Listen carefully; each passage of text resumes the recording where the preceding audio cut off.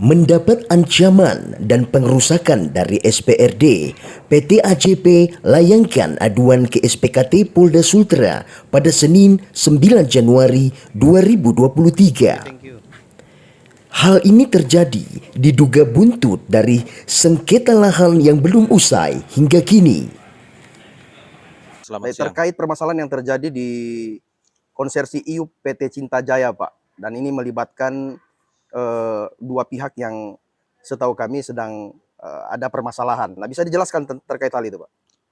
Begini, kemarin ada terjadi insiden di lapangan yang notabene mengaku dan memang sempat hari ini bermasalah di pengadilan, dan itu antara Pak Supardi dengan Ibu Haji Jamila. Nah, kami selaku kontraktor dari PT Cinta Jaya BRUJP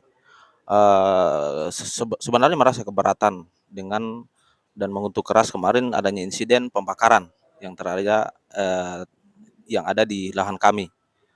Terjadi pengerusakan ya, Pak? Pengerusakan sampai pembakaran terhadap aset dari milik dari perusahaan Bapak, begitu? Iya, termasuk ada pengancaman terhadap kami punya karyawan, dalam hal ini operator di lapangan itu untuk menghampar kami punya kargo di lapangan.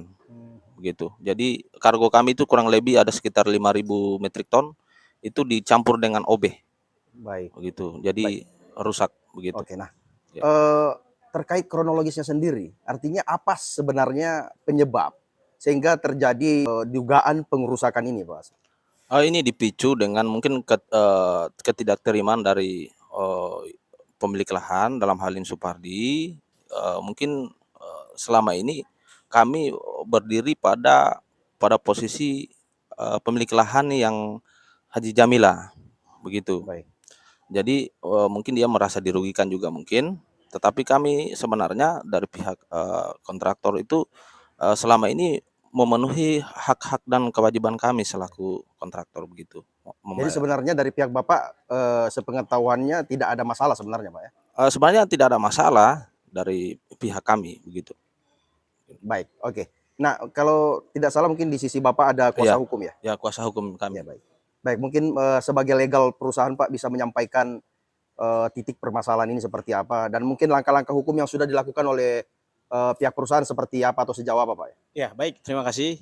Jadi kami dari PT Alam Nikel Abadi telah melakukan laporan polisi di SPKT Polda Sultra terhadap dugaan tindak pidana yang dilakukan oleh saudara Supardi berteman, yaitu pasal yang kami adukan itulah pasal 170 junto 1 pasal 187 KUHP pidana. Yang dimana perlu juga saya jelaskan terkait masalah ini, saudara Supardi ini telah membawa perkara ini ke Pengadilan Negeri Unaha, yang dimana sudah terregister perkara kita di perkara nomor 34, yang dimana proses ini masih dalam proses pembuktian, Pak. Belum ada pihak-pihak yang dikatakan siapa pemilik lahan di objek sengketa dan siapa juga yang berwenang terhadap objek sengketa.